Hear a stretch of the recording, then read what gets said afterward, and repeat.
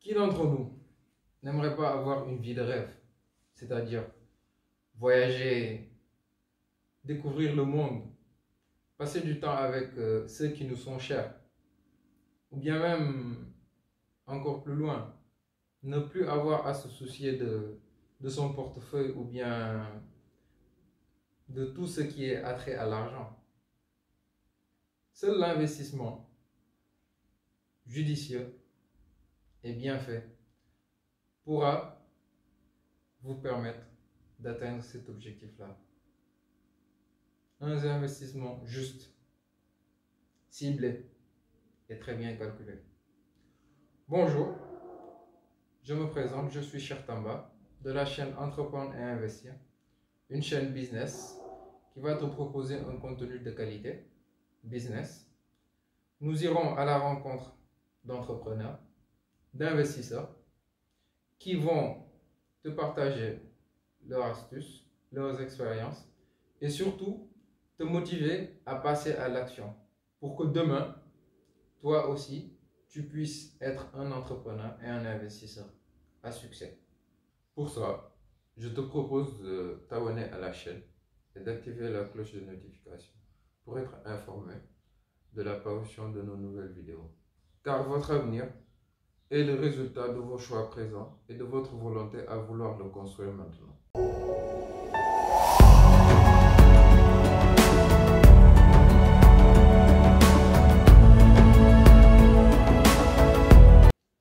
Investir se résume en un mot: acheter des biens, services ou entreprises qui demain vont vous rapporter des revenus suivant la base de votre investissement. Pour être beaucoup plus explicite, il s'agira d'acheter des entreprises, d'acheter des biens, c'est-à-dire des immeubles, qui vont demain vous rapporter de l'argent sans pour autant que vous ayez à être sur place ou bien à travailler dans ces entreprises-là. C'est ce qu'on appelle des revenus passifs. L'objectif d'un investissement, c'est surtout une chose: le fait de ne pas avoir à travailler ou bien à être à chaque fois au niveau de ce bien ou entreprise pour que vous puissiez en récolter les fruits. Pourquoi investir? On investit dans le but de recevoir des revenus passifs, c'est-à-dire des revenus qui ne nécessitent pas forcément un temps de travail. Ça, c'est vraiment la voie à suivre pour acquérir ce qu'on appelle la liberté financière. Les revenus passifs sont le meilleur moyen d'améliorer notre qualité de vie, de nous rendre riches et de profiter au maximum de la vie. Dans quel domaine investir? On peut investir en achetant des actions au niveau des bourses. Les actions, elles constituent une source de revenus passifs, mais aussi de rendements très intéressants et même élevés.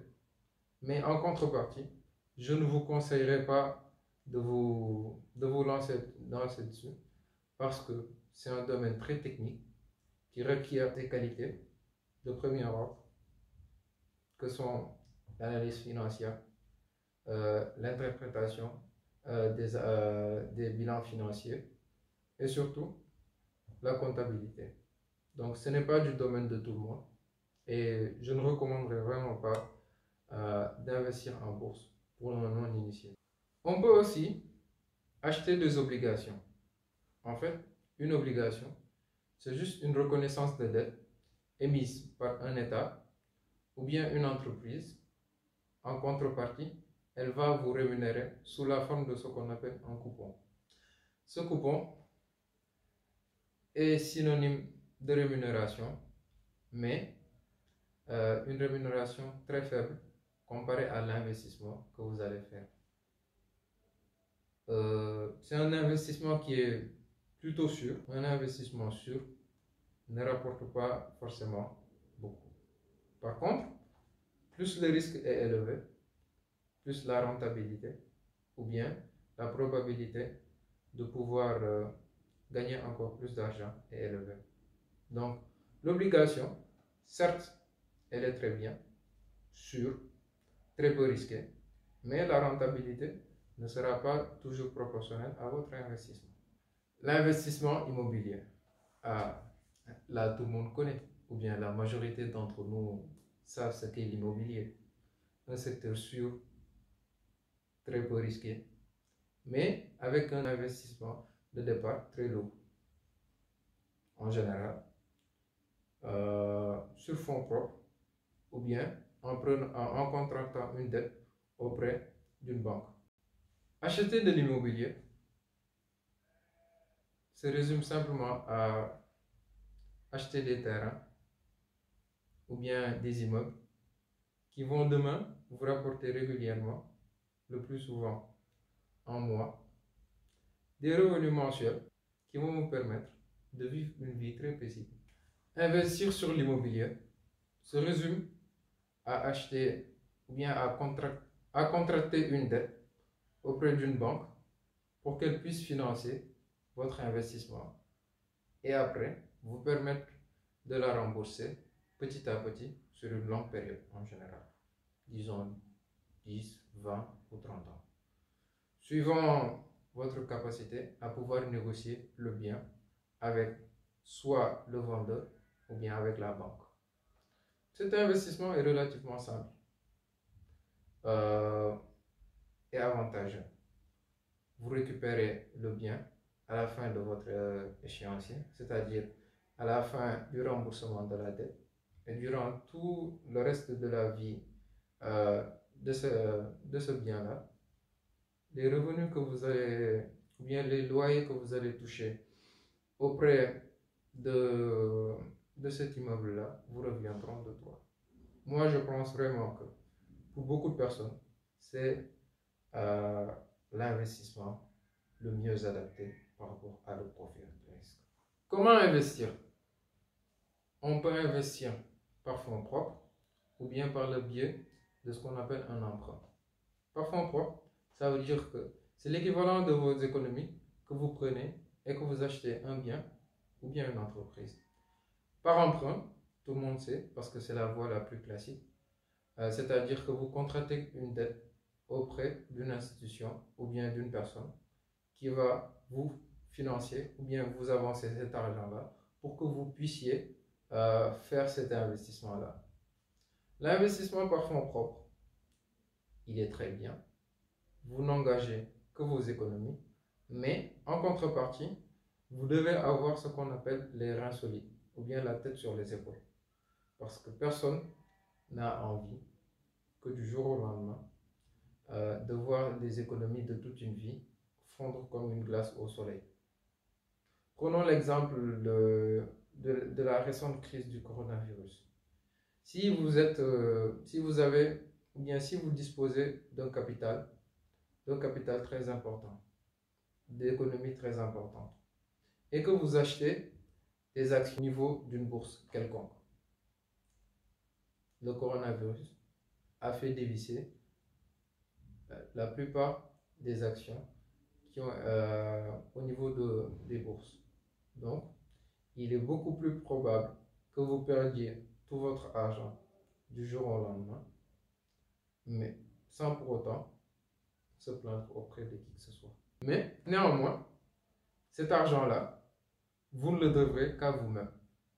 C'est votre propre argent.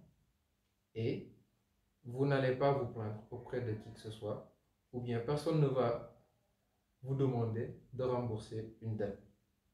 Là est l'avantage d'investir ses propres économies. L'autre facette, c'est-à-dire investir à travers un prêt. Une institution ou bien une personne va vous avancer de l'argent ou bien vous prêter de l'argent pour que vous l'investissiez dans un domaine bien précis établi à vos frais. C'est-à-dire, vous voulez acheter un terrain ou bien vous voulez acheter une maison pour vous y habiter ou bien pour l'utiliser à des fins commerciales. L'avantage de ce moyen de financement-là, c'est juste que vous disposez immédiatement d'une importante somme d'argent. Prenons l'exemple de l'achat d'une maison. Une maison, ça coûte très cher. Tout le monde sait que construire une maison, la consécration d'une vie, les économies d'une vie que l'on va placer dans une maison. Donc, un montant très important.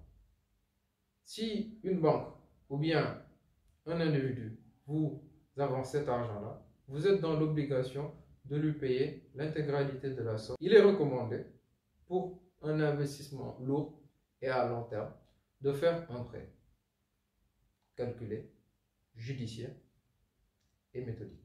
Il faudra peser le pour et le contre avant de s'engager dans une quelconque démarche de prêt ou bien d'investissement court, moyen ou long terme.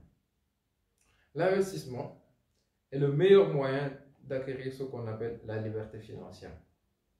Mais ne l'oublions pas, très important, l'investissement nous permet d'être riches. L'investissement nous permet d'être libres. L'investissement nous permet de pouvoir vivre une vie de rêve. J'espère que cette vidéo t'a plu. Commente-la, donne-moi tes avis et surtout partage-la avec tous tes proches pour qu'ils puissent connaître les rudiments de l'investissement et que voilà, demain, qu'ils ne tombent pas dans le piège du prêt. À la prochaine et merci de ton attention.